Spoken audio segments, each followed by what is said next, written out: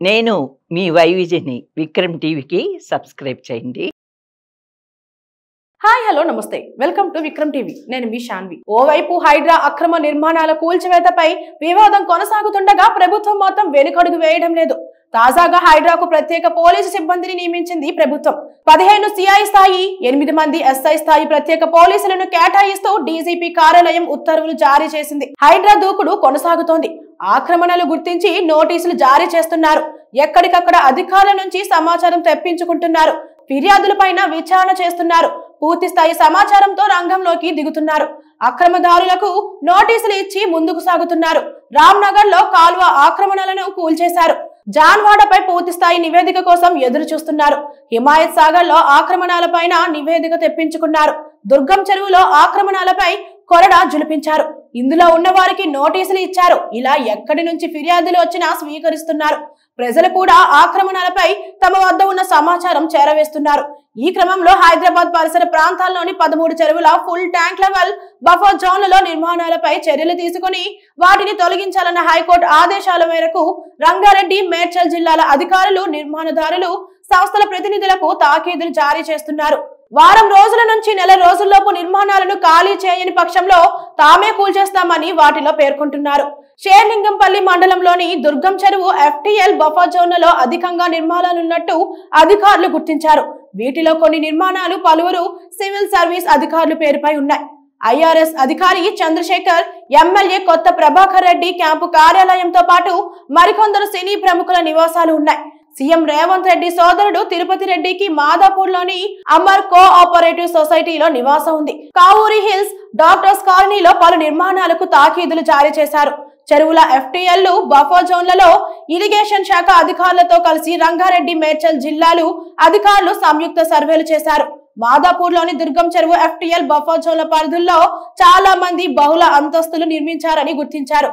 కొందరు G+3, మరికొందరు duplex ఇల్లు నిర్మించారు. ఇంకొందరు మాత్రం ఎలాంటి నిర్మాణాలు చేపట్టకుండా ఖాళీగా వదిలేశారు. దుర్గం చెరువుతో పాటు గంగారం చెరువు, పెద్ద చెరువు, నల్లగండ్ల చెరువు, ఉప్పల్లో నల్ల చెరువు FTL బఫర్ జోన్ల పరిధుల్లోనూ ఈ తరహా నిర్మాణాలే ఉన్నట్లు రెవెన్యూ అధికారులు గుర్తించారు. ఒక చెరువులో ఆక్రమణలు లేవని ప్రాథమికంగా గుర్తించారు. షేర్లింగంపల్లి మండలం పరిధిలో దుర్గం చెరువు సహా 5 చెరువులు ఉన్నాయి. వీటి FTL బఫర్ జోన్ల పరిధుల్లో 340 కట్టడాలు ఉన్నాయని సర్వేల్లో నిర్ధారించారు. వాటి వివరాలను హైకోర్టుకు 2 నెలల క్రితం సమర్పించారు. ఆయా నిర్మాణాలను తొలగించేందుకు నిర్మాణదారులకు తాకీదుల్లో గడువు ఇవ్వాలని కోరుతూ తహసీల్దార్లకు హైకోర్టు అదనపు అడ్వకేట్ జనరల్ ఈ నెల 2న లేఖ రాశారు. ఈ లేఖలో పేర్కొన్న అంశాల ఆధారంగా ఆగస్టు 3న 240 మంది నిర్మాణదారులు, సంస్థల ప్రతినిధులకు తాకీదులు ఇచ్చాం. మరో 72 కట్టడాలను గుర్తించి వాళ్లకు వివరణ ఇవ్వాలని కోరారు.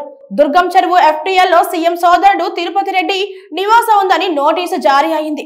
దుర్గం చెరువు సమీపంలోని అమర్ కోఆపరేటివ్ సొసైటీలో తాను కొనుగోలు చేసిన ఇల్లు బఫర్ జోన్ లో ఉంటే కూల్చివేయాలని ముఖ్యమంత్రి రేవంత్ రెడ్డి సోదరుడు తిరుపతి రెడ్డి అన్నారు. కూల్చివేసే ముందు కొంత సమయం ఇస్తే సామగ్రి తీసుకుని బయటకు వెళ్తాను. భారాస నాయకులు నా ఇంటి గురించి రాజకీయం చేస్తున్నారు. నేను ఇక్కడ ఉన్నాను కాబట్టే కాలనీవాసులందరినీ సమస్యలో ఇరికించే ప్రయత్నం చేస్తున్నారని ఆయన అన్నారు. మరోవైపు Hyderabad disaster response and assets monitoring and protection HYDRAA మరో కీలక నిర్ణయం తీసుకుంది. FTL పరిధిలో నిర్మాణాలకు అనుమతులు ఇచ్చిన అధికారులపై క్రిమినల్ కేసులకు సిద్ధమైంది. 6 అధికారులపై క్రిమినల్ కేసులు నమోదు చేయాలని సైబరాబాద్ కమిషనర్ కు హైడ్రా సిఫారసు చేసింది. GHMC చందానగర్ డిప్యూటీ కమిషనర్ తో పాటు HMDA assistant planning officer, Nizampet municipal commissioner, surveyor సహా బాచుపల్లి తహసీల్దార్ పై కేసు నమోదు చేయాలని నిర్ణయించారు. బాచుపల్లి ఎర్రకూటంలో ఇటీవల ఆక్రమంగా నిర్మిస్తున్న 3 భవనాలకు హైడ్రా నేలమట్టం చేసింది. ఆ భవనాలపై స్థానికుల నుంచి వరుసగా ఫిర్యాదులు అందినా పట్టించుకోలేదని అధికారులపై అభియోగాలు ఉన్నాయి.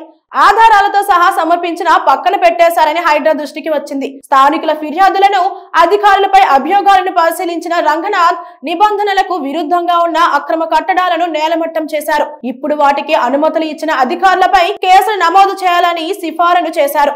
వారితో పాటు గండిపేట వద్ద ఖానాపూర్, చిలుకూరులోని అక్రమ నిర్మాణాలకు సంబంధించి సూపరింటెండెంట్ పై కూడా చర్యలు తీసుకునేందుకు హైడ్రా ప్రభుత్వానికి సిఫారసు చేసింది.